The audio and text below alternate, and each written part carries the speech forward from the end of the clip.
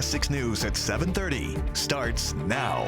The polls are closed and results will soon be trickling in. Thanks for joining us here for the news at 7:30. I'm Bill Fitzgerald. We have team coverage of Election Day in the Commonwealth throughout the evening. We'll have live coverage of local measures as well that were seen on the ballots. That includes the casino vote in Richmond and the referendum that could change the way school boards in Hanover are selected. Our Cameron Thompson's live from the Omni Hotel. That's where there's a Democratic watch party. But first, we're going to head out to Glory Days Grill. That's where Jake Burns is live at the Republican watch party. Good evening, Jake. Yeah, good evening, Bill, here from Western Henrico. We are here at a watch party for Republican State Senator Siobhan Dunavant and House candidate Riley Shea. Now, this race in particular is going to be closely watched, both of them, to see exactly how this night's going to go, and the outcome of each one could signal where this election is headed. Governor Glenn Youngkin actually campaigned for both of these candidates. Youngkin and Republicans need to win both chambers of the General Assembly to overcome Democratic blocks of his agenda. The fate of Governor Youngkin's term is very much tied to about a dozen or so competitive races in this election across the Commonwealth, and the fate of Republican candidates in those races very much tied to Governor Youngkin. That is a purposeful strategy for the GOP. The governor's approval rating remains pretty high here in the Commonwealth, above 50% in most polling. Under the new General Assembly maps for this election, Democrats enter the day with a slight edge, but that advantage is slight, and the governor hopes his popularity can lift his party across the entire Commonwealth. Before polls closed here in Henrico on today, Tuesday, Youngkin promised that if Republicans win both chambers, they'll cut taxes even more, back law enforcement, and enact a 15-week abortion ban with exceptions. That issue is central to the election as a whole, and something the governor says he believes that Virginians can get behind, his policy. Of course, that remains to be seen, and Democrats would dispute it. But Youngkin had this final message to voters before the polls closed. It boils down to this. We've accomplished a lot over the last 24 months, a lot with a divided legislature. I think there's always a place for common sense, and we've been able to get things done. This is our path forward. I believe that the Republican Party is the party of hope. I think that what the Democrats have proven is that they are the party of fear, and I think hope beats fear every day of the week. Many of these races could come down to just a couple of hundred votes. Of course, many of you might remember back in 2017 where the balance of power in the House of Delegates was literally decided by drawing a name out of a bowl. So it's going to be an interesting night for sure. Of course, from everything you just heard from the Republican perspective, completely disputed by Virginia Democrats. Our Cameron Thompson joins us live now at the Omni Hotel with that. Hi, Cam. Hey, Jake, yeah, in downtown Richmond, where several members of the Democratic state leadership and some of the local races here for those contests have started arriving for this larger watch party. Among those who I've seen arrived are some of the House of Delegates candidates who are running unopposed, including now Delegate-elect Dolores McQuinn and Delegate-elect Mike Jones, soon to be former 9th District Council member, and now waiting to see if the message they were trying to deliver to voters resonated with them. Delegate hopeful Charneil Herring was talking at the podium just a little bit ago, saying that they were really pushing that message of they were working to protect bodily autonomy, education for kids in a Virginia that works for all, just not just some. They, of course, trying to maintain control of the Senate and take control of the House away from Republicans. Of course, in this past 2 years, the Senate Democrats have called themselves the brick wall against Governor Glenn Youngkin's agenda. Talking with one of the state leaders here, Delegate Dawn Scott, saying that the early voting numbers made him very optimistic that his party will see a best case scenario, that is keeping the Senate and flipping the House, and chalks that up to the messaging that Democrats have had, and chief among them about the abortion law in Virginia, where it is legal up through the second trimester and with exceptions in the third, saying Virginians don't want to go to this 15-week ban with some exceptions beyond that has been pushed by the Governor Youngkin and Republicans. And Scott saying again his party has offered up a strong candidate for a more inclusive Virginia, and that people don't want to see the Commonwealth move backwards. We have some choices, whether we want to go forward, whether we believe women have the right to bodily autonomy, do we believe that everybody should participate in our democracy or not, and whether we believe that every child should have an opportunity at a first-class education. Those are the things that are on the ballot, I think. And as we said, just heard from Delegate Charneil Herring a little bit ago, and saying they'll be talking throughout the evening, announcing some of their winners, obviously some of the unopposed candidates, and they are hoping to announce even bigger wins throughout the evening. Bill? All right, thanks for that update, Cam. On the ballots for Richmond residents today, the decision, do they want to bring a casino to the city? This is the second time they've been trying. Our Tyler Lane joins us live now from Carver Elementary School, where Richmonders came out to make their voices heard. Good evening, Tyler. Good evening, Bill. First, I just want to set the scene for you. Here at Carver Elementary School, there was a pretty long line of people who were lined up to vote. One person told me that he actually got out of line because it was taking too long. We even saw Richmond's General Registrar, Keith Ballmer, go inside the facility to try and help get that line moving. One woman we spoke to said she ended up having to use a provisional ballot, and it took her about 20 minutes to get in and out. Take a listen.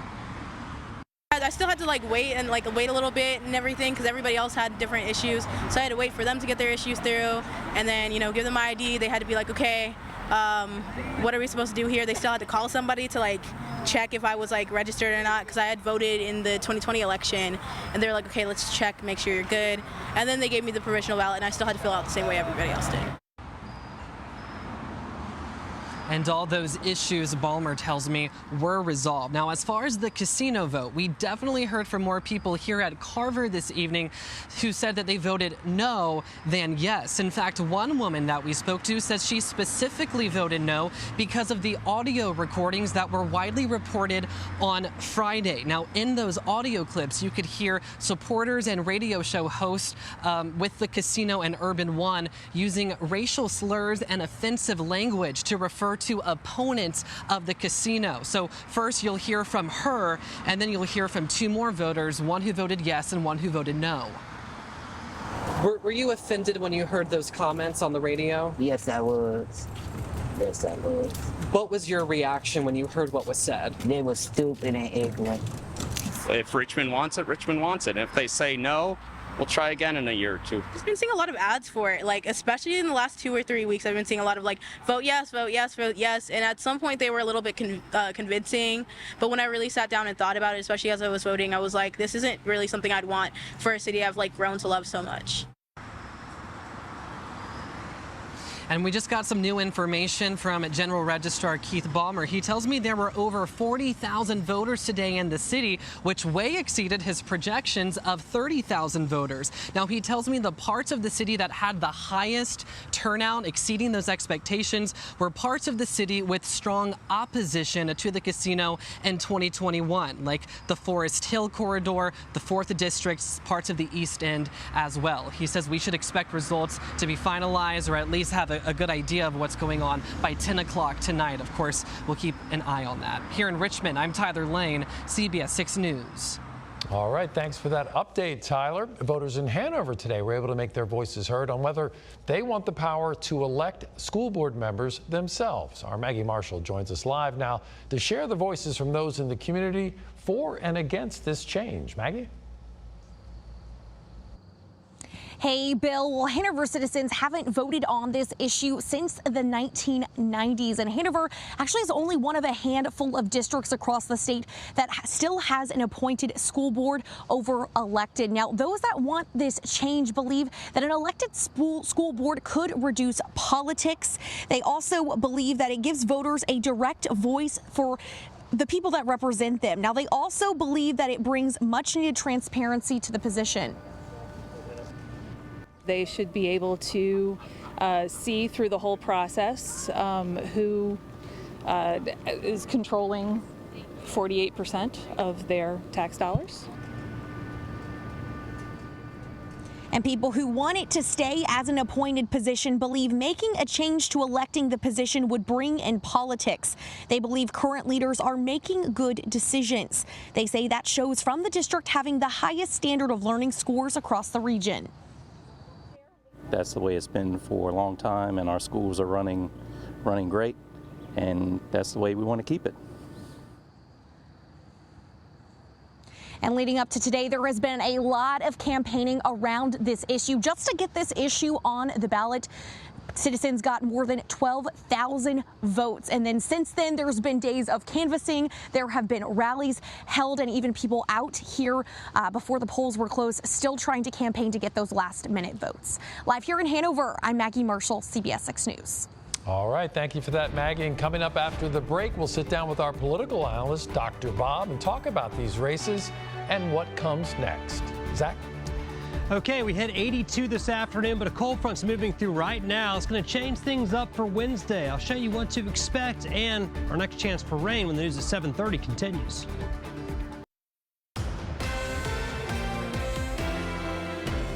The votes are being tallied right now with razor-thin margins in the Virginia House of Delegates and Senate. There are a number of crucial races in Central Virginia who will decide who gets to set the legislative agenda. So let's take a look at some of the latest results.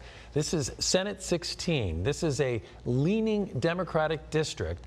The challenger is on the left, the Democrat Schuyler Van Valkenburg. He's got 52% of the vote compared to incumbent Republican Siobhan Donovan's 48%.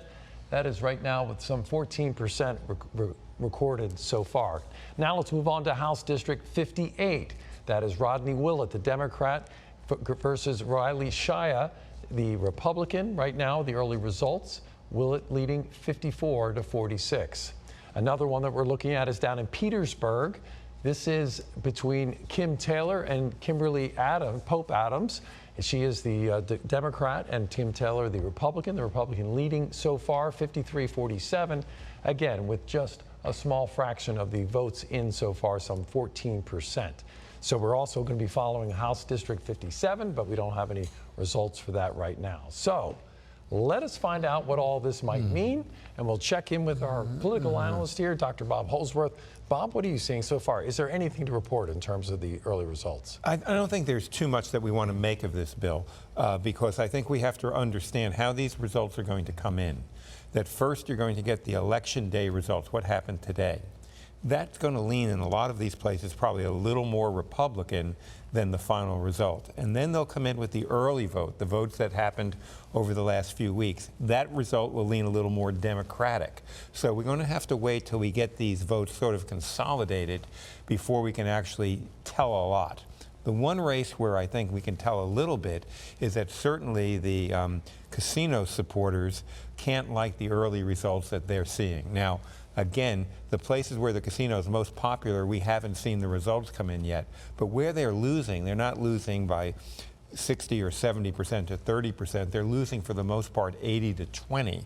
And so they're going to have an extraordinarily strong vote in the districts and the precincts that support the casino to offset what we're seeing in some of the North Richmond precincts. Well, and Tyler just mentioned a few moments ago, he heard from Richmond Registrar Keith Baumer that, in fact, the turnout had exceeded his prediction, some 40,000 instead of 30. And to your point, he said most of those, a lot of those coming from the 4th District, from the Forest Hill Corridor, areas that were opposed to it before. So it looks like a possibly uphill slog today. It could be. Now, again, we'll have to see what happens. But what occurred at the end of last week were those absurd comments they made on the radio, which really stepped on their own message. You would think they've spent $10 million. They would have wanted to spend the last few days just talking about the jobs and the entertainment option. Positive vision. Right, and instead they were on the defensive, apologizing for anti-Semitic comments, saying they fired the person who made it. That wasn't the kind of closing message they wanted to have. So as the night goes on, we're going to get more numbers and be able to sort of shore up what we think we're seeing. If you're Governor Youngkin, what's your attitude right now tonight? You're hopeful. You're anxious and you're hopeful. That by and large, all the predictions are saying it's going to be 51-49 or something like that in the House. The Senate's going to be 21-19 or 20-20. So at the moment, I think Governor Youngkin is still hopeful. He's anxious. But at the same time, probably about an hour and a half from now, we'll know a lot more. All right, Bob, we'll check back in for sure. Meantime, let's check in now with Zach in the Backyard Weather Center and find out what's going on out there, Zach. We had near record high today. We've got one more in the 7-day forecast. A lot of cool weather as well. That forecast is coming up right after the break. Now from CBS 6, the Weather Authority, Chief Meteorologist Zach Daniel. All right, near record high temperature for today. I think we'll get even closer to a record on Thursday, but again, tomorrow's Wednesday, so that's going to be the one day that just doesn't fit in the whole kind of pattern of things, as we're going to cool off significantly. Let me show you how we did for today. The low was 51, the high 82, so we only missed the record by 2 degrees. That record of 84 set just 1 year ago, so that was the record back in 2022. Right now, we've cooled off some. We're sitting at 66 degrees, the southwest breeze at 7 miles per hour, mostly clear skies, and other temperatures in Virginia for the most part are in the 60s, but a couple still 70s, and also it's a little cooler down in Petersburg. They have dropped to 58 degrees. Here are your weather headlines. Much cooler tomorrow, but a near record high on Thursday. So a cold front comes through tonight. It drops our temperature for tomorrow, but then we warm right back up on Thursday. Then another cold front comes in on Friday. That'll really cool us off with some showers as well. And then we're going to stay in that cooler pattern through at least the first half of next week. Let's check out the view through our Sky Tracker tower cam. Pretty quiet out there. The cold front is just moving through Richmond at this time. It's just going to sort of fade out during the day tomorrow, but enough to cool us off. Lows tonight will be in the mid to upper 40s. Highs tomorrow are going to make it into the 60s, so we're looking at mid 60s for most of us. There could be a few low 70s back to our south and west, but the closer you are to the bay and the Atlantic with that onshore breeze, going to keep things on the cool side. Here's a look at your forecast for the Richmond area. 63 by noon, a high of 67. Initially northeasterly winds will shift around to the southeast by the end of the day. Rest of tonight, the cold front will continue to move to the south and east. Skies will stay mostly clear. Well, partly cloudy skies during the day tomorrow. And then on Thursday, partly cloudy and much warmer again. We're going to be close to a record coming up on Thursday. Could be a few showers north through east of Richmond. Very low chance around town here ahead of that front. A better chance for showers for all of us on Friday. We'll be in the cool air as well. So we're looking at temperatures staying in the 50s during the day on Friday with a few showers around. And it looks like everything will settle down by Friday night with dry weather on Saturday. So tomorrow, a pretty nice day, just not as warm as today. 67 will be the high, up to 80 on Thursday. The record's 81 set back in 1986. Then we cool off again. Doesn't look like the prettiest of days on Friday with some scattered showers around. Weekend looks nicer. It will be cooler though. 61 Saturday, just 58 on Sunday, and we'll keep it in the 50s early next week.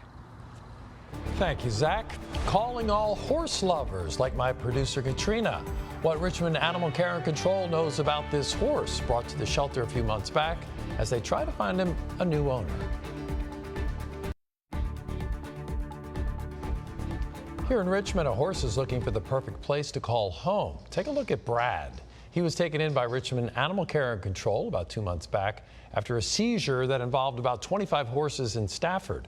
When he came to RACC, he was thought to be a quarter horse, but DNA testing came in. Turns out he is actually a cross between 2 warm blood breeds originating in Germany, Hanoverian and Holsteiner. RACC says Brad is looking for an extra special home because the almost 25-year-old horse is blind completely. Just don't tell Brad. They say he's settling in nicely but needs a permanent place to call his own with experienced horse owners. If you're interested, send an email to christy.peters@rva.gov. In the meantime, we got a nice night out there, Zach. It's a great night after you voted to just hang out and chill. Yeah, it's going to be a nice evening. We have a cold front coming through tonight, and that's going to drop temperatures pretty significantly for tomorrow. Today's high was 82, tomorrow 67. Still a nice day, but just not nearly as warm as today. And then we'll be back up to 80 on Thursday. That'll challenge the record of 81 set back in 1986. Kind of showery on Friday. All right, thank you, Zach. And we'll see you back here at 11 with all of today's results. Have a great evening.